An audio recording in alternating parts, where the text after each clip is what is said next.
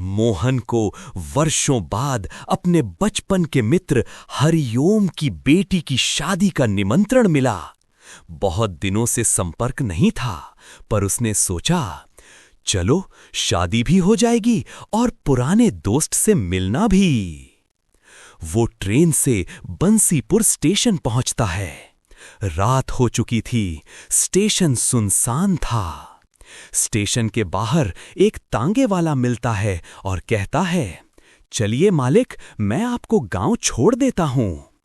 रास्ते में कुछ लोग एक शव को लेकर जा रहे होते हैं और कहते जा रहे थे, राम नाम सत्य है। तांगा अचानक रुक जाता है। मोहन उत्सुकता में तांगे से उतरकर शव की ओर बढ़ता है। जब वो शव का कफन हटाता है तो देखता है, वो शव तो उसी तांगे वाले का है। डर कर वो भागता है और तांगे की ओर वापस आता है। तांगे वाला मुस्कुराकर पूछता है, आपने क्या देखा?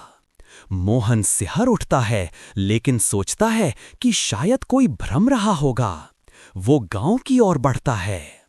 गांव में पहुंचते ही हरिओम का घर रोशनी से सजा हुआ था। शादी की सजावट, संगीत और चहल पहल थी। हरिओम मोहन को गले लगाकर कहता है, आ गया दोस्त, बहुत दिन बाद आया है, पहले आराम कर ले। मोहन एक कमरे में सो जाता है। सुबह जब उसकी नींद खुलती है तो खुद को एक पेड़ की शाखा पर सोया हुआ पाता है। उसके कपड़े फटे हुए हैं और आसपास की जगह अजनबी लग रही थी। वो दौड़कर हरिओम के घर की ओर जाता है, पर वहां एक जला हुआ टूटा फूटा खंडार था। वो गांव वालों से पूछता है, हरिओम कहाँ है? गांव वाले चौंक कर कहते हैं, हरिओम, वो तो कई साल पहले आग में अपने पूरे परिवार के साथ मर गया था। उसके बाद से वहां कोई नहीं जाता। हरिओम बंसीपुर गांव का सम्मानित शिक्षक था। उसके परिवार में थी पत्नी सावित्री, बेटी गुड़िया और एक वृद्ध मां। वे एक पुश्तैनी पुराने घर में रहते थे, जिसके सामने था एक विशाल बरगद का पेड़, जिसे गांव वाले देव वृक्ष कहते थे। लेकिन गांव का एक लालची जमींदार रतनलाल हरिओम की जमीन पर नजर गड़ाए था। जब रतनलाल ने हरिओम से जमीन खरीदने का प्रस्ताव रखा, हरिओम ने साफ मना कर दिया, ये जमीन मेरे पूर्वजों की है, मैं इसे नहीं बेच सकता। रतनलाल अपमान सह ना सका और गुस्से में उबल पड़ा। उस रात तेज हवाएं चल रही थीं। सावित्री ने घर की सभी खिड़कियां बंद कर दी थीं। हरिओम ने पूजा की और सो गया। आधी रात को एक अजीब सी गंध और धुआं पूरे घर में फैल गया। बाहर से कोई चिल्ला रहा था, बचाओ! लेकिन दरवाजा अंदर से बंद था। जब गांव वाले पहुंचे, पूरा घर जलकर राख हो चुका था।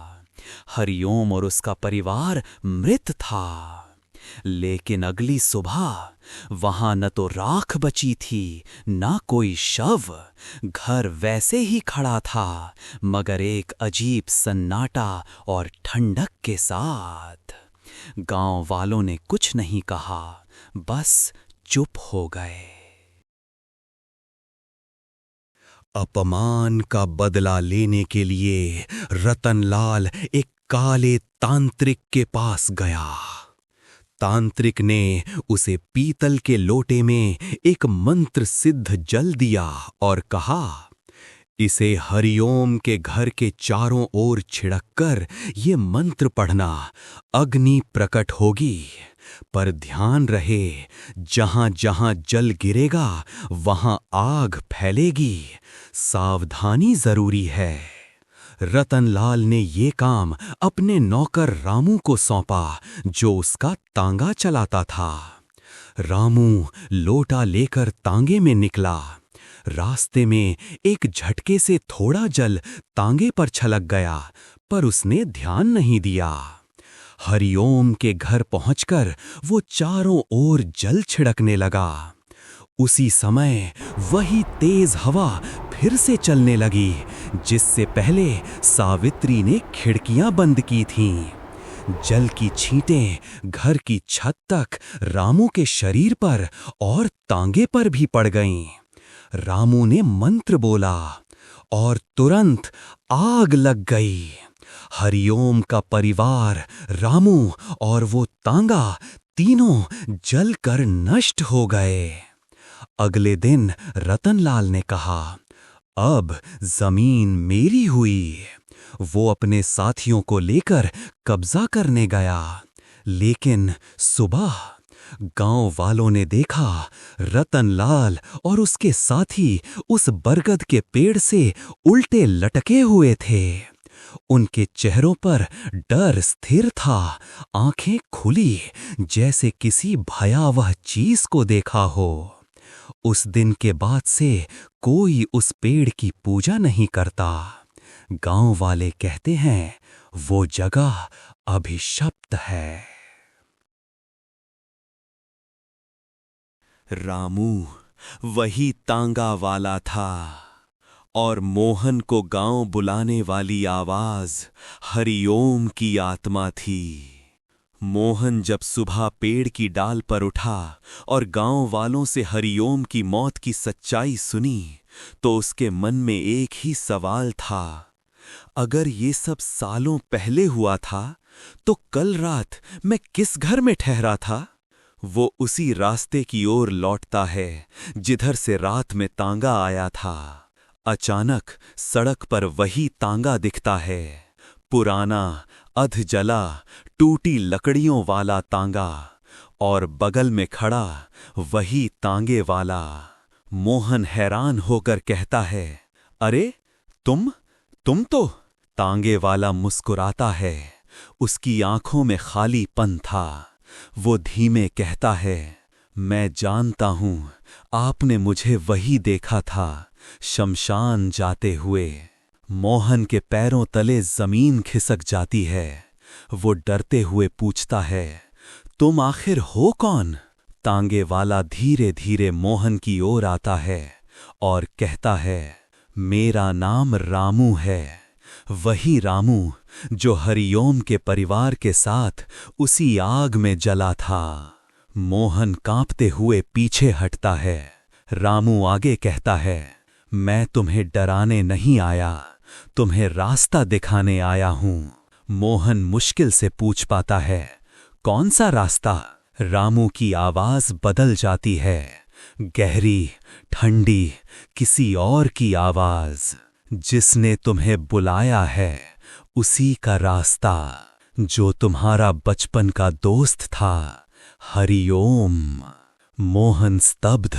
रामू आगे कहता है, हरिओम की आत्मा कई वर्षों से तुम्हें पुकार रही थी, लेकिन गांव के बाहर बनी दुष्ट परछाइयां किसी को भी यहां आने नहीं देती थीं।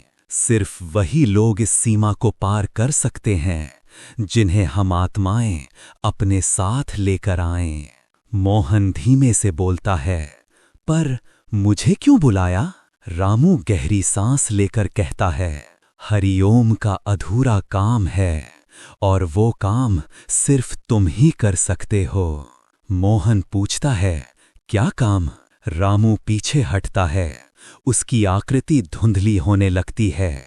आवाज दूर से आती है, सच जानना है तो रात होने दो, हरिओम स्वयं तुमसे मिलेगा। और देखते ही देखते रामू हवा में घुल जाता है। तांगा एक पल के लिए चमकता है और अगले ही क्षण वो भी गायब। मोहन अकेला खड़ा रह जाता है, एक सुनसान रास्ते पर, जहां अब कोई नहीं था, लेकिन हवा में किसी की फुसफुसाहट साफ सुनाई देती है, मोहन, मेरा इंतजार करना।